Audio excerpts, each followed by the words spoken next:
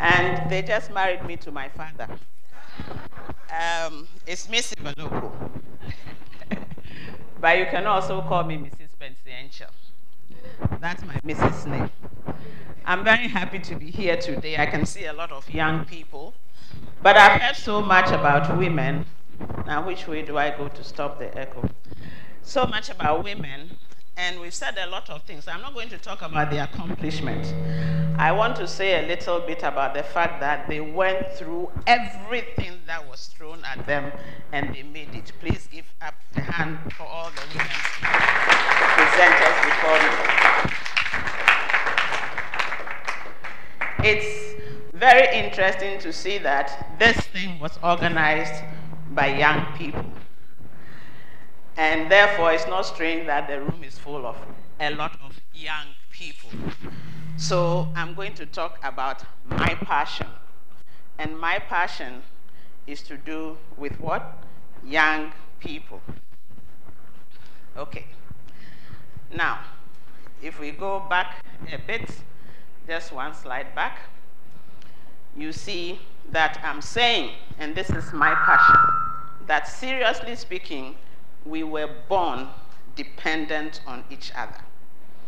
Now, you can talk about God, you can talk about Allah, you can talk about nature, but then what do we have to prove it? We have the human life cycle to prove that we were born dependent for a reason. And the reason is very simple. We all are here, so we're babies once, okay? We grew up through the help of our parents, learned to talk, they changed us, they washed us, they looked after us from what? Nappies to graduation gowns. Clap for your parents. Now that's the first stage of the human life cycle. Then now we're all wearing our graduation gowns, right? And we become partners with our parents. They help a bit, we help a bit. And very soon, you have harmony in the house. If there are siblings, those who are working help. And when the parents are buying the foodstuff, you might be paying the electricity bill. So you are partners until the time comes when you move on to the third critical phase of the human life cycle. At this point, you know, you're beginning to look like me. And the knees are telling you stories, and the back is telling you, you can't carry this bag again, you know, get off the road. Let the young people come in, and you start remembering your youth, as I'm doing now. But then at that point, you also realize that it gets to the stage where the parents are so weak that sometimes you have to feed them. The children start looking after the parents, paying their bills, Chakpo medical bills, you all know that. Electricity bill, rent if they don't have a house, house rent if they own a house. And gradually, God calls all of us, and we go, and the life cycle starts all over again. So what is there not to like? All that this is telling us is that it is very, very important to take care of the partnership stage. And how do you do that?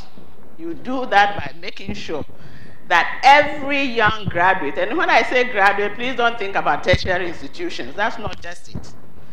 We graduate from apprenticeship, we graduate from JHS, we graduate from SHS. Maybe that's where we want to go, or that's as far as we can go. But then, if we have jobs, we can safely continue the life cycle, which goes round in everything. You look at families depending on community, depending on country, depending on the world. So we are born dependent. Now what happens to us? All of a sudden, let me get this back. Something happens, right? We see that the human life cycle, step 2, gets what? Broken. And what breaks it? Unemployment. Now, if you break unemployment for the youth, you're really putting all of us into jeopardy. And it's very simple. Where is that partnership? Who is going to help who? I'm on pension. My children are not working. My pension allowance is 100 cedis. Now tell me, how am I going to pay the electricity bill? And then continue to look after a grown-up. Right? It's not easy. It's very, very difficult. And that is why we have to use the human life cycle as our teacher. Because all that the human life cycle is telling us is a very simple message. Employment, and especially youth employment, is a human right. Now, who doesn't agree with me? If you don't, please raise your hand and tell me that it's not a human right. You have a reason for that? Why is employment not a human right? I think if you're going to be entrepreneurial, then you have to be employed. No. I know what you're saying. You see, when I say employment, it means being gainfully employed. So you can be starting your own business, you can be working for somebody, you get paid. That's what I'm calling employment. That's why it's a human right. But you're right. There's the white collar, blue collar, green collar, and no collar jobs. So depending on which one you choose, you can be your own boss. I always say that an employee is an employer in training.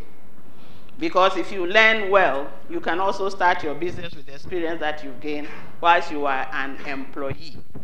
So if we accept this, then we start to ask a few questions. If it is a human right, and it is terrible to break the human life cycle because of the chaos it causes, why do we have 35 million unemployed youth in Nigeria? Now we all believe that there are bigger countries with more people and more youth. So if you take the US, the current statistic that I pick up from some government website is that there are more than 100 million unemployed youth in the US of A, as we sometimes call it. And then we are here in Ghana. I was looking at some labor statistics. And the funny thing is that if you keep Googling and Yahooing and, you know, you end up seeing different figures. But this was staggering, that every year we create 250,000 unemployment among the youth. So I looked at the figures. I started looking from 2010. And in 2010, I think the figure that left school was about 70,000. Now, last year and this year is 83,000. And you all know that now we build tertiary institutions.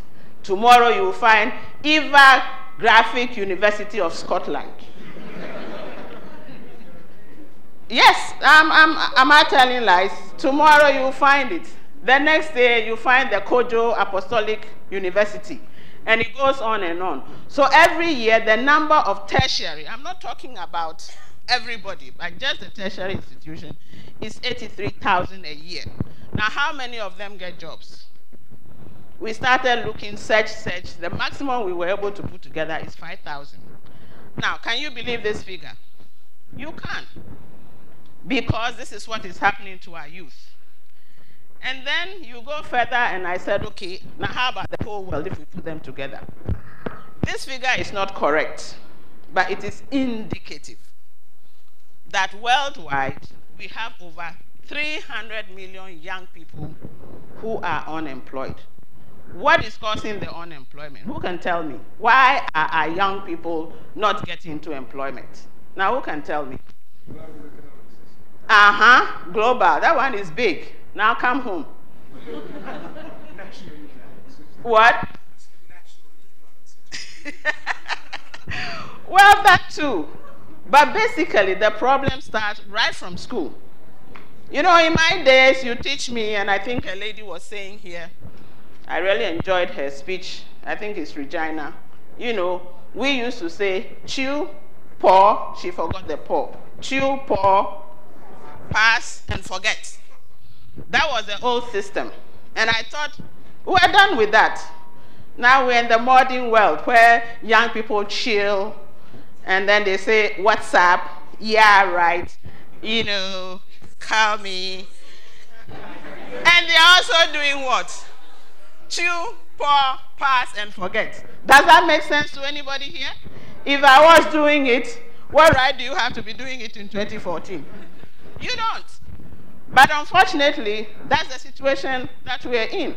So if we say 300 million out of jobs, it's not just the fact that young people don't have collateral to start their own business, but because we're even afraid to consider giving it to them. They have no experience, they have no collateral. It's like in the States. You want a credit card, tell me your credit history first. Now, if you don't give me a credit card, I won't owe anybody. So if you tell the young person, you don't have collateral, you don't have experience, so you can't be an entrepreneur, then of course we leave them hanging. And how many blue collar, white collar, gray collar jobs do we have? Even if you come to Ghana, the small Ghana, how many do we have? We talk about youth employment in different forms, but we end up with what, 5,000 a year? I'm sorry, that can't do it. So basically, what happens? Now, who calls them? You start, no work, no business, no job is equal to what? Poverty. Now, when you are poor, you get depressed. When you are depressed, what happens? In the house, the first few months, you see your parents happy, telling everybody you've graduated, is going to national service. Then after national service, when they ask you, how's your child doing? Well, he's trying. Oh. So we go through that for a bit. At the end of the day, they say, Charlie, look, you've been in the house too long. All your friends are working. Meanwhile, they haven't seen any friend working. All your friends are working. Why are you in the house? Go get some job. After a while, he gets restless. Sometimes the parents fight among themselves because one parent wants the child to stay and not bother him or her too much. The other parent says no, so they fight. So you end up with broken homes just because of youth unemployment. Then what happens? The young person gets fed up. He says, okay, I'm out. So he goes out. Patches here, patches there. Then he loses his patching place because the parents there or the friend also has somebody else coming. Then they end up homeless. This is a reality. I deal with it every day. So I'm appealing to all of you that please take this seriously. You may not be in that situation. You may have been through it and now you are okay, but this is the reality for a lot of young people. From there, of course, you're homeless, you don't have money, you are depressed. Somebody gives you some small drug, you take it small, Charlie, high. Say, okay, now I forgot all my problems. You go from small, small, small, then you get addicted. Then what do? You have to pay for it. 419, Sakawa, now who costs them? We, the parents and society and government and everybody, now we cost them. Because what else can the young person do? So gradually, what happens? We talk about unrest. What is unrest? If you go to any place and you talk about unrest, I can bet you that 60 plus of the people involved in that unrest are young people. And this is all because of what? Unemployment. And when you ask the people who do the policies, who are old like me, they're in the system, you ask them, now why? Then they tell you, no money. Oh. You see, we don't have money. So we can't look after the young people. Oh, they are too something. They don't know anything. You'll be throwing your money away. Even when you want to help young people, others will advise you, don't try. You'll be throwing your money away. Just as they do to women. You know, sometimes you go to her, she's a woman, don't get. I think Regina said it. But so there's no money. But look what happens. Such 8.3 billion was spent on what? Piracy. Now, if you go to all these piracy stories, you see that young people are involved. In fact, I will not be surprised if those who jump on the boats are all young people. Okay? And this is spent in one country. No money. 50 billion spent on conflicts, coming from the Arab Springs. And this is all from government and, you know, these, what do you call them, human rights, so on. You go to their websites, you'll find this. Then there's no money. But 12, do you know how many zero? 12 trillion dollars spent on conflicts in the Middle East. So why are we saying there's no money? There is money. The money is going the wrong way. And when it goes the wrong way, it goes to solve the problem that could have been solved by employing the youth, because it's the youth who are involved in the conflict. So what are we talking about?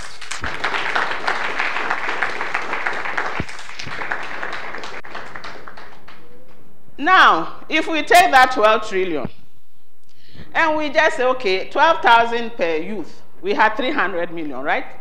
But we just say 12,000 per youth. 1 billion startups, my dear young man, startups, the entrepreneurs, the young people will have 1 billion startups, okay? And this can take care of your 300 million plus young people. So, where is your solution? You see, we were missing the point all along.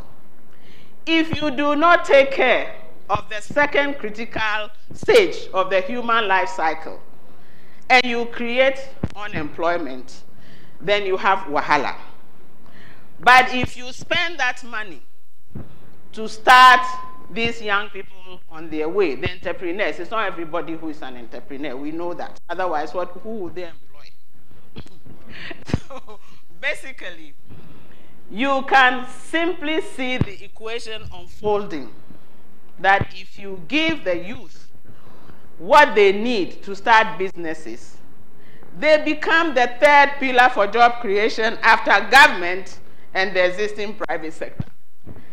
And I ask you, if a young person starts a business, do you think they will employ me, even if I'm unemployed? They won't.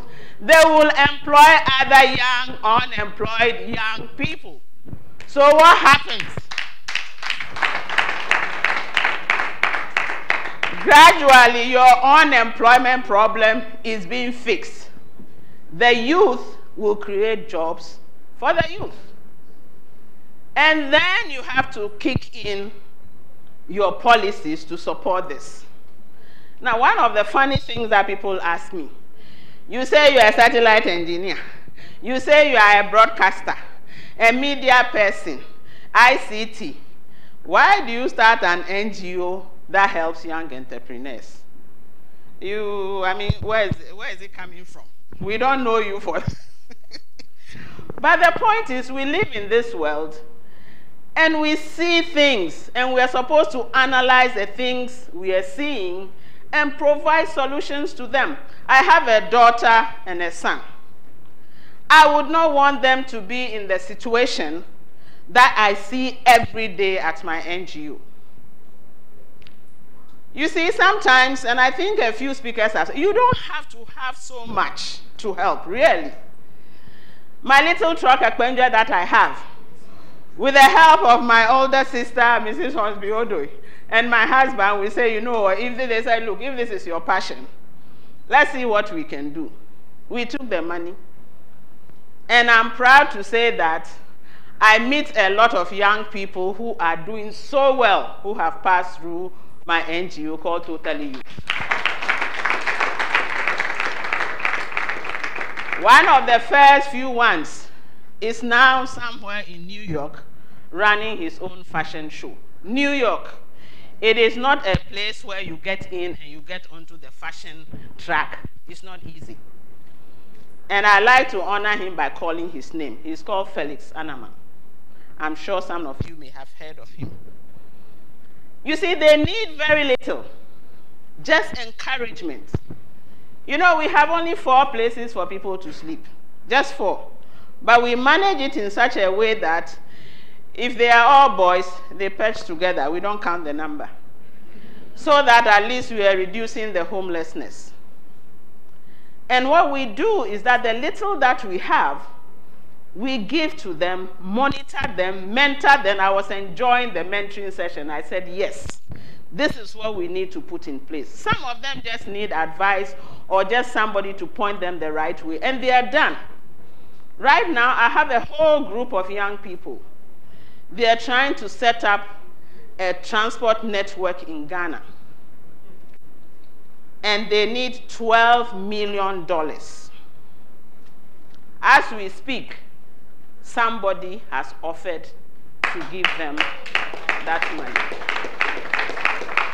And we were so shocked that we are doing due diligence about 3 times. You know, you look there and see, are these people okay?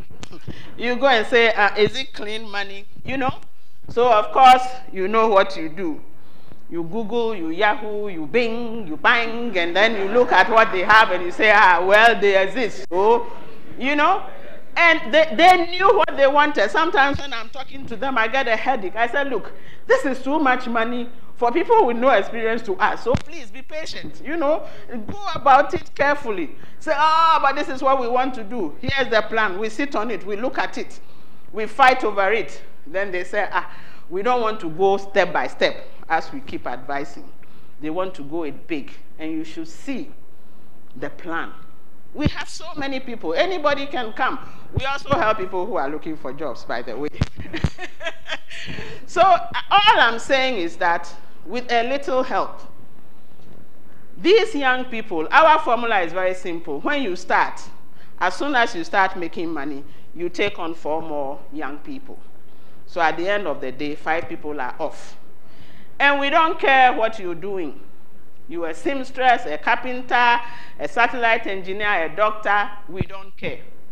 If you come, the little money that we have, with advice and networking and so on, we get you on the road to where you want to go. And we have radio producers, TV producers. God being good, hopefully you'll soon see a program called Fame. And this is by 2 young boys. One is in school. He's gone back to school. After a while, we had to send him back to school to learn a bit more economics and, you know, to beef himself up. The other one is managing over 35 young models. We are trying to protect them. So they are all under our wing.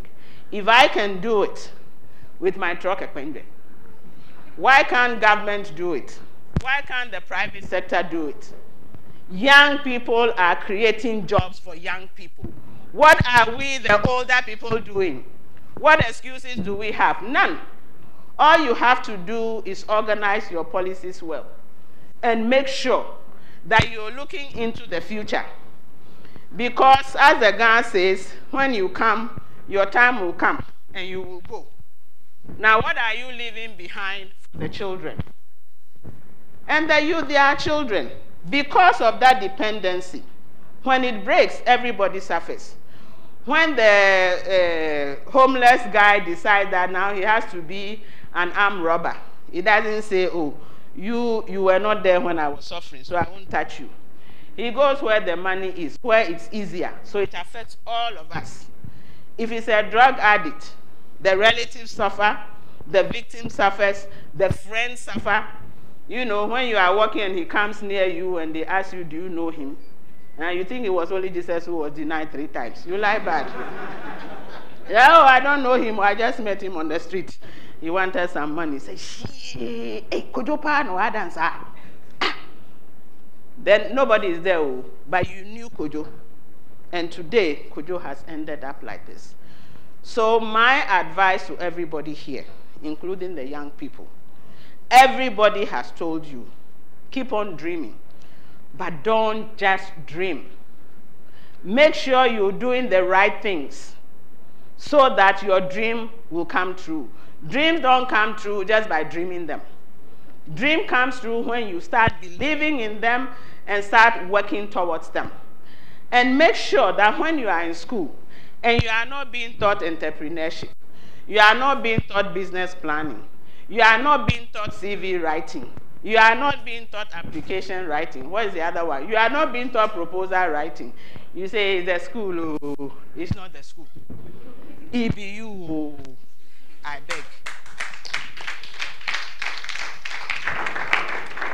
If you want to succeed, don't let people spoil your dream. If they won't teach you, when I was growing up, there was no internet. I couldn't Google anything. When I started working, I had a website called www.comi.com for kenke. In those days, I couldn't have done that because I was trying to see the nutritional value of kenke. And by the way, kenke is cheap, but it's very nutritious, especially if you have it with fresh pepper and steamed fish.